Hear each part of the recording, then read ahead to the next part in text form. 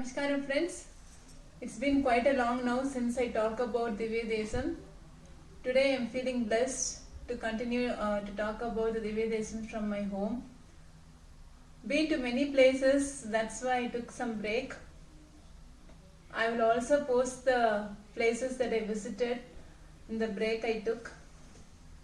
Today, do you know which Divya Desam I'm going to talk about? It is about 65th Divya Desam, Tirunavai.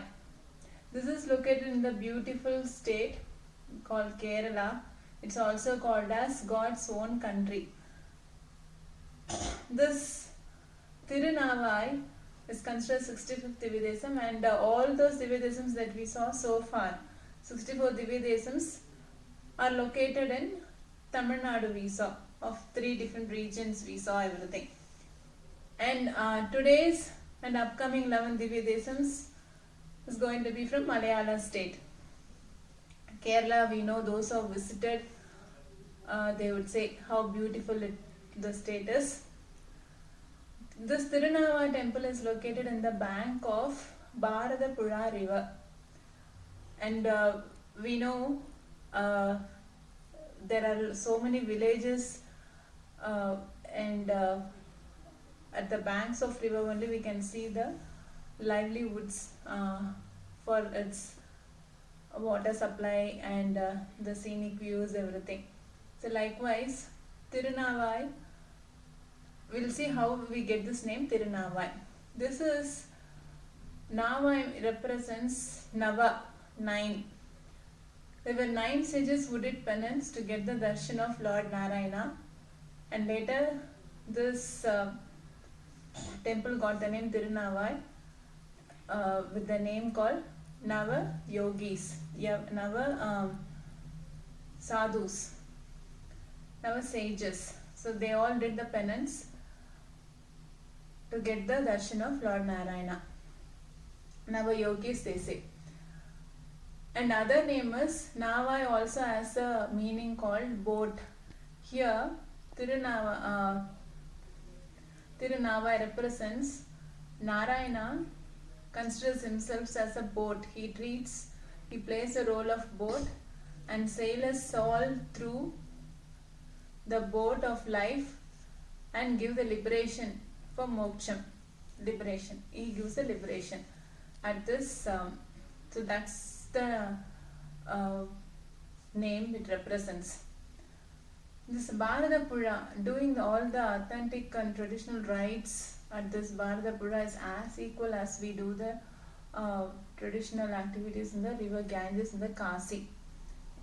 So those who cannot travel to Kasi, they can do the rites or take bath for the punya or for the purity. We can go to this Bharatapuzha river also. So this temple is located in the banks. I have not visited this temple, but I have been to Kerala several times and I have been to different temples. Vaikom was one such temple which I have admired the most. It's a very vast temple, and I can relate how beautiful the other temples also after seeing Vaikom. Temple architecture itself will be very beautiful. It's not like Tamil Nadu's architecture. Tamil Nadu's architecture is yet another beautiful epitomes we can see everywhere in Kumbakonam, all around Tamil Nadu. Likewise in Kerala, the architecture is unique and as beautiful as Tamil Nadu's temples. So here, Lord Narayana gives darshan as Mukundan. Mukundan is one who gives liberation, one who gives moksham, we say in Tamil. And so we call him Mukunda. And priest here, we can see them taking bath all the time in this Bharatapuzha river. Reason is, when they feel like as if they become dry, immediately they will go and take baths. So that pure they keep themselves.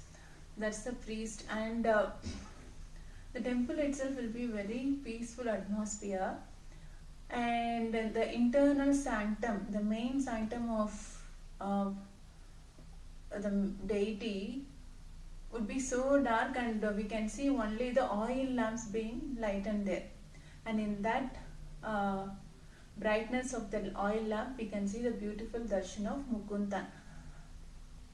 We cannot see any electric lamps. And these priests, they give mantrams in such a mild voice that we can hardly hear the mantram. So the atmosphere itself will be very peaceful and silent, quiet atmosphere there. And goddess Mahalakshmi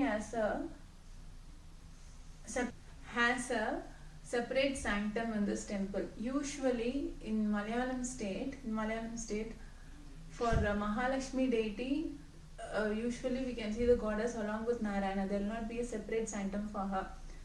Unlike Tamil Nadu. In Tamil Nadu, in the 64 Divyadeesams that we saw, most of the temples had separate sanctums for goddess Mahalakshmi. And here, Tirunava is also one such unique temple in Malayalam state where it has separate sanctum for goddess Mahalakshmi. Otherwise, there will not be a separate shrine, and that's the uniqueness of this temple. And also here, Mukundan, Lord Mukundan gives darshan in standing posture with conch, discus, gada and padmam. Padmam represents lotus. That's the usual posture we can see everywhere in all the temples of Lord Narayana in Kerala. Thiruvananthapuram and Trivatsha, I think, is that are those exceptional temples where we can get darshan of Lord Narayana in reclining posture. But otherwise, it's usually in the standing posture. So here also in Tirunava, we can see Lord Narayana in standing posture with conch, discus, gada and padma.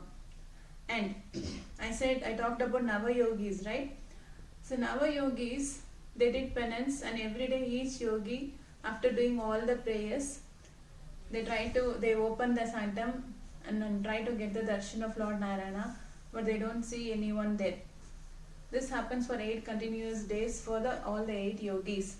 On the 9th day, the 9th yogi, when he finished all the pujas and everything, and when he was about to open the sanctum, he opened the main sanctum door and he saw Lord Narayana going to the Badalam, into the earth.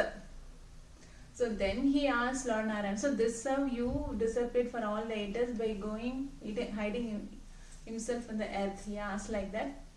And then he requested Lord Narayana to give darshan as it is. So here we can see Lord Narayana with his legs being gone into the earth.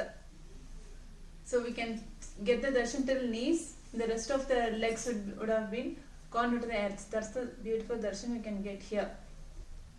And that's the significance. The other legend is that Gajendran, an elephant, he loves plucking flowers for God, Lord Narayana. He does that every day with full sincerity, and he offers the flowers to Lord Narayana and Mahalakshmi. Mahalakshmi did a competition with Gajendra and started plucking the flowers. And then Gajendra complained Lord Narayana, it's Mahalakshmi who should accept my offers, but why is she coming and competing with me in plucking the flowers? So I'm not able to get all the flowers to offer you because she is also taking some. And then Lord Narayana requested Goddess Mahalakshmi to be with him and take the offer that Gajendra gives. So we can see the Nava-yogis in this temple, Gajendra, everyone in this temple along with Lord Narayana as Mukundan and Goddess Mahalakshmi is the significance of this temple. After reading about this temple and seeing the pictures of this temple, I feel like going there. But I can relate, as I said, I can relate the atmosphere and the beauty of this temple with the temple that I have already visited called Vaikom. Let Lord Mukunda bless us all with health